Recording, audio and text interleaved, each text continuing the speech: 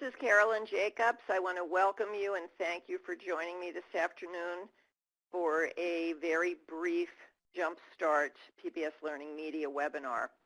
The presentation will go 15 to 20 minutes, and then we'll stay on the line afterwards to respond to Q&A. There is another member of our department. Matul is in the room, and she will be monitoring the Q&A box and try to get back to you as you post, or again, we'll pause at the end and look at the questions.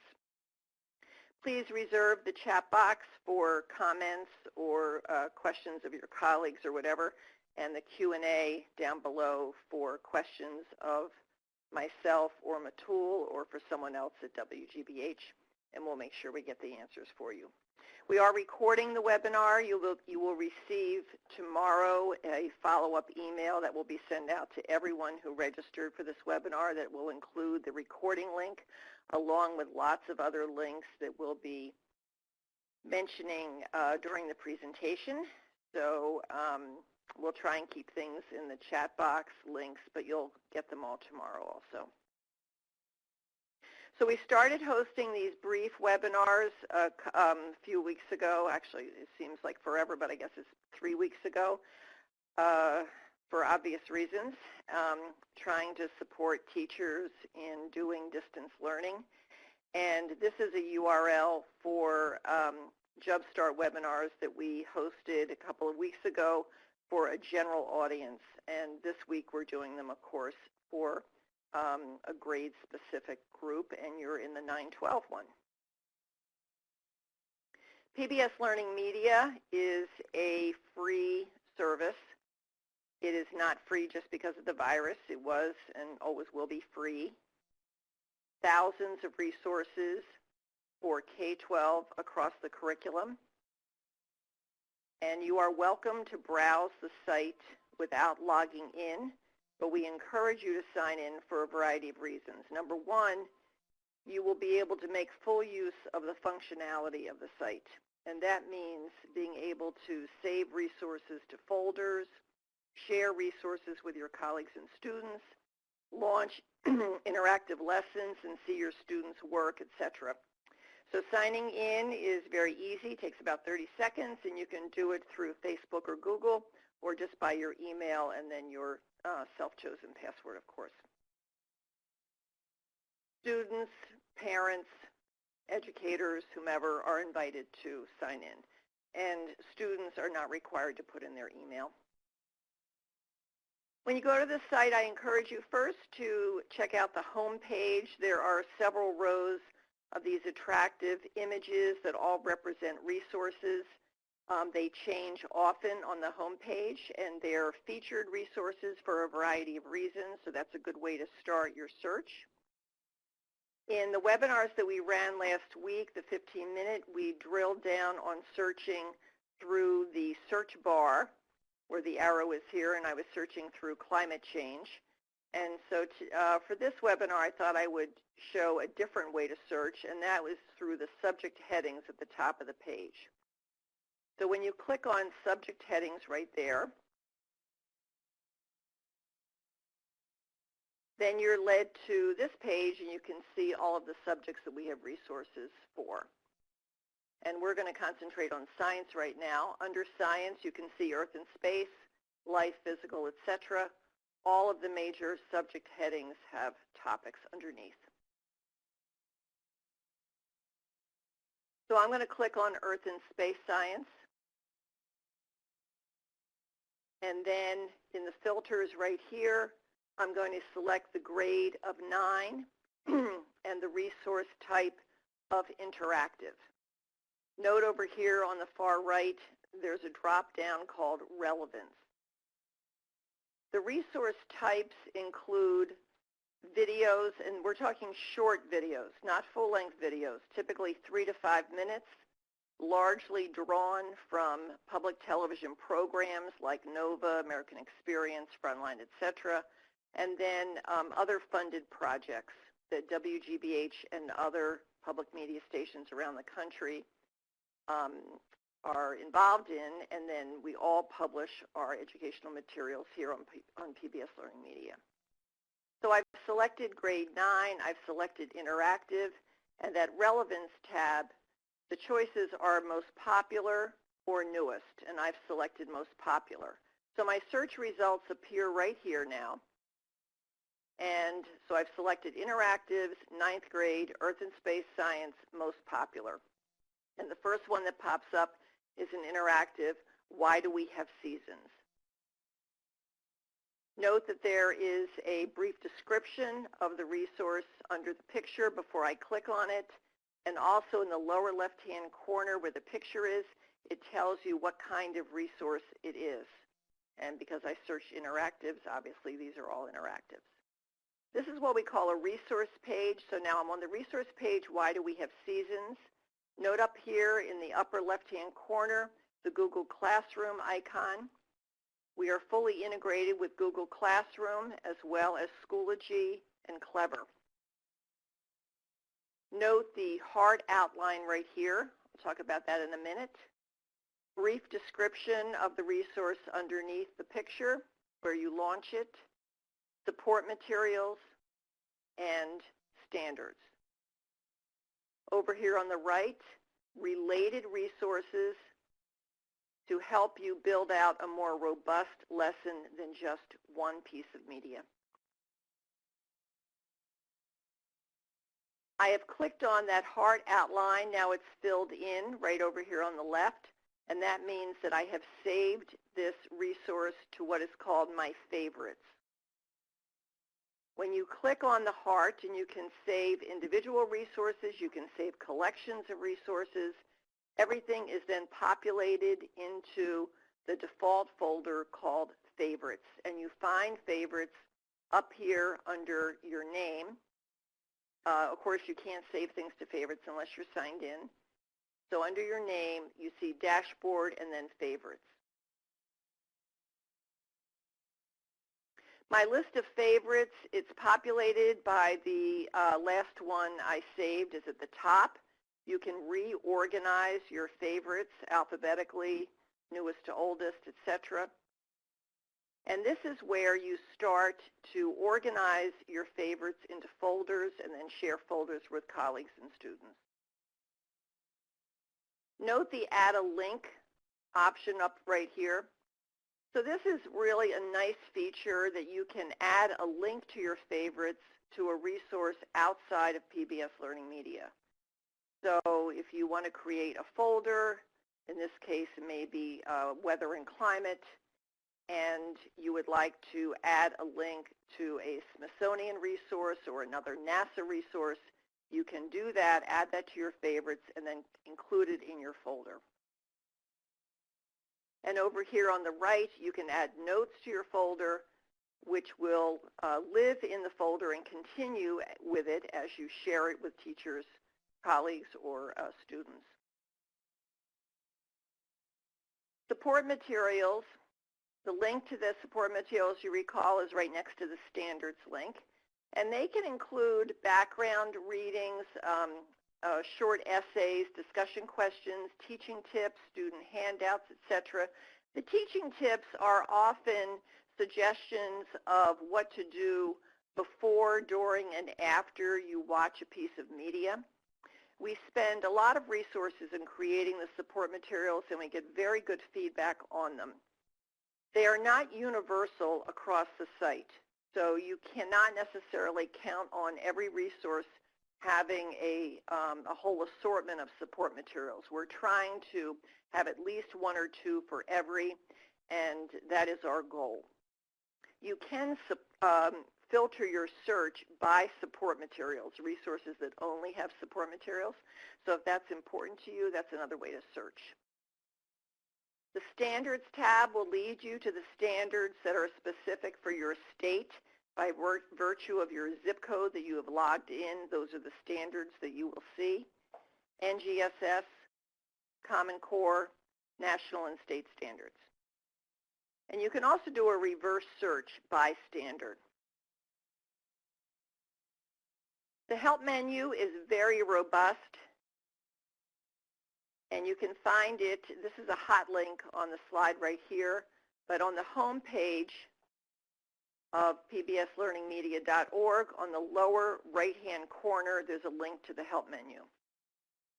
And we are working on creating what we hope is a little more user-friendly suggestions and guide to using Google Classroom, assigning work to your students, and viewing their work that they've saved. That's coming, and I'll talk a little bit more about that later. So here are some suggestions to get you started. So I've selected some of our favorite collections. A collection is a curated group of resources that you can access through one page. So you go to one page, and then there are many links on that page. And often the collection is organized by topics. A collection is a type of resource. So in the very beginning, when you are searching, you may recall that we selected as a resource type interactives. You could select collections, and I recommend that as a great way to get started. These collections, I have several slides with collections that are recommended for high school. The Calderwood Writing course is a series of 6 interactive lessons that are highly, highly engaging around U.S. history topics.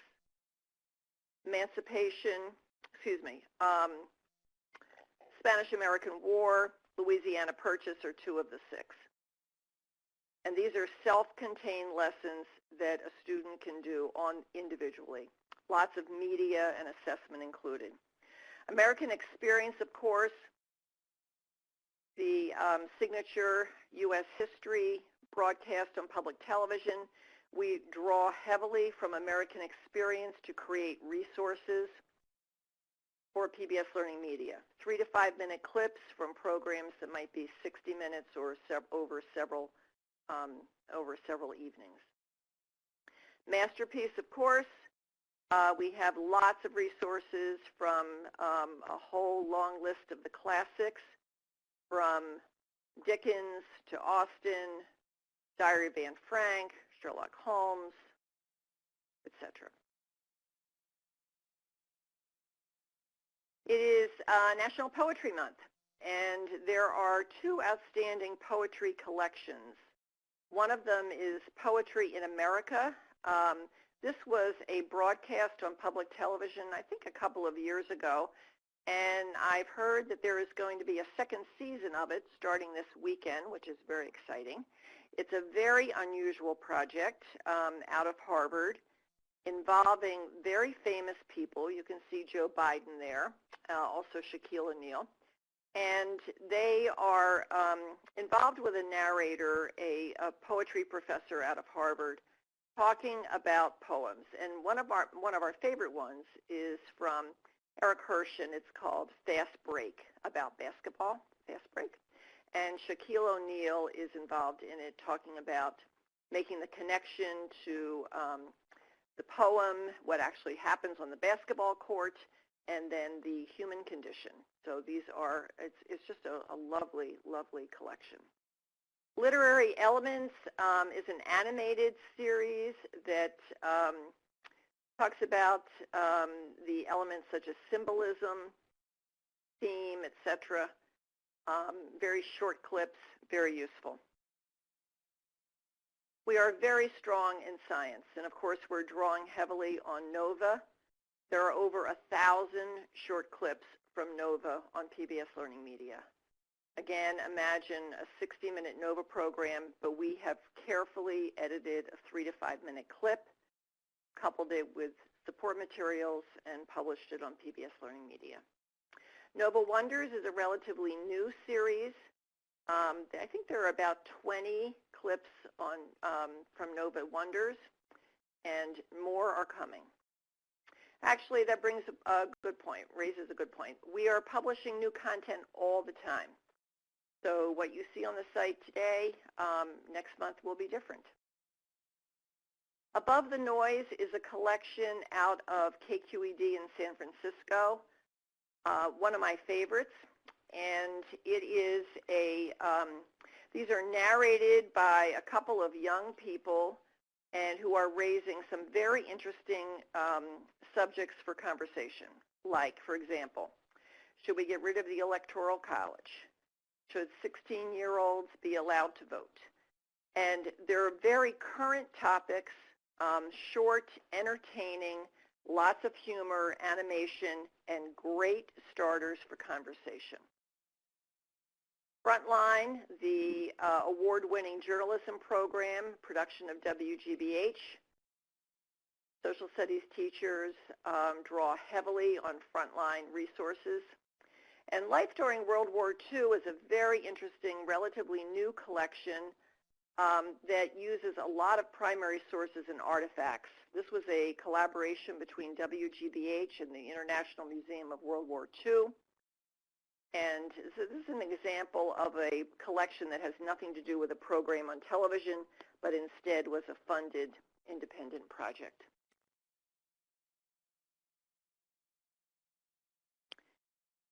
And the last collection I wanted to highlight was Bringing the Universe to America's Classrooms. This is a collaboration between WGBH and NASA.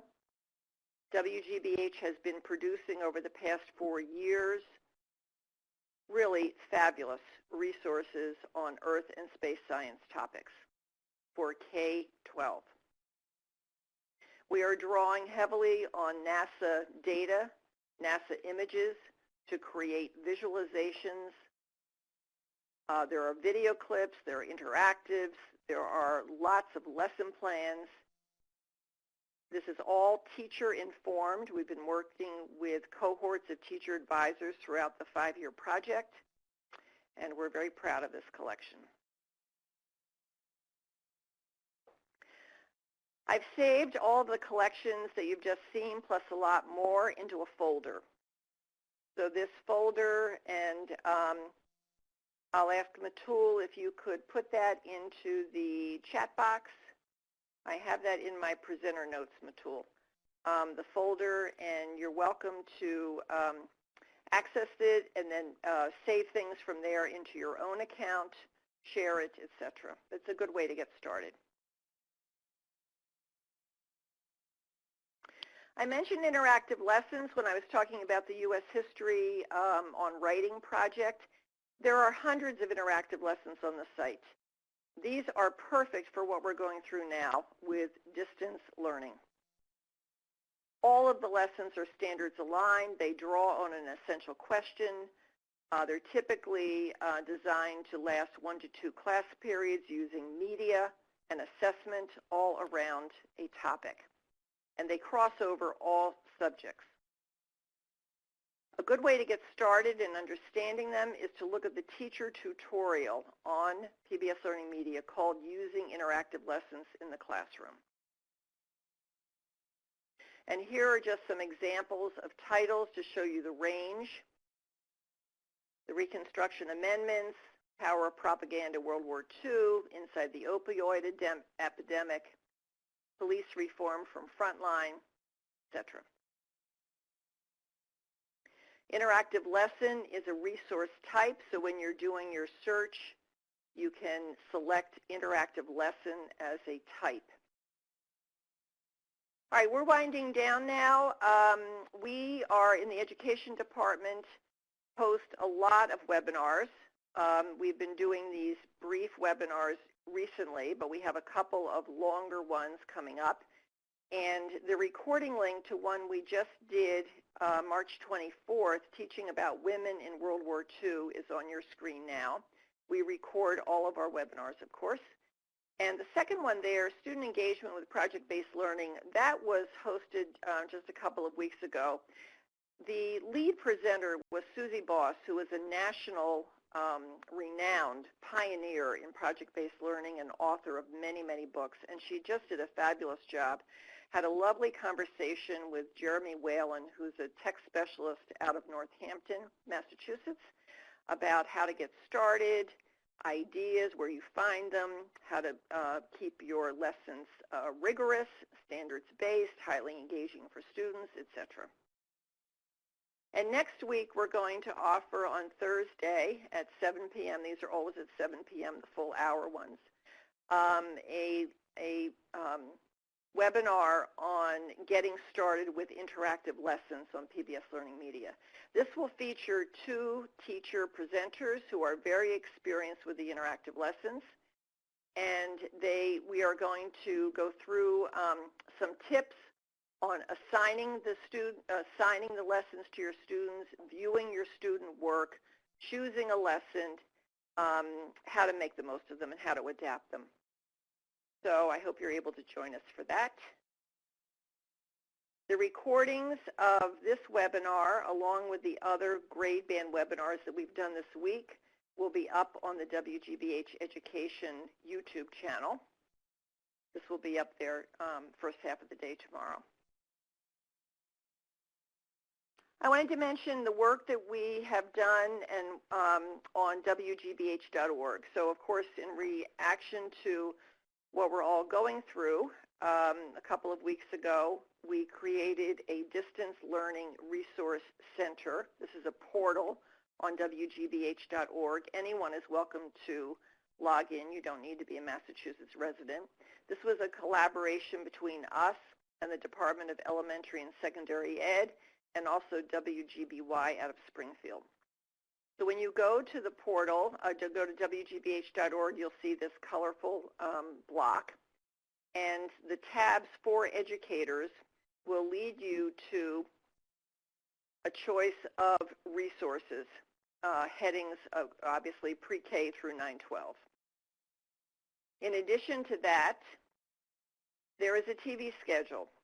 The World Channel, which is a WGBH channel in Massachusetts, has changed their programming in response to the virus epidemic. And from 12 to 5, Monday through Friday, we are offering educational programming appropriate for grades 6 through 12. And all of the programs, well, we're trying to do this, it's not consistent, will have related resources associated with them.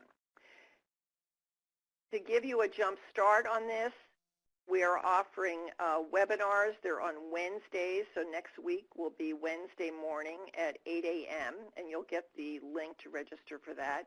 And that will be a preview of the following week's program so you can plan.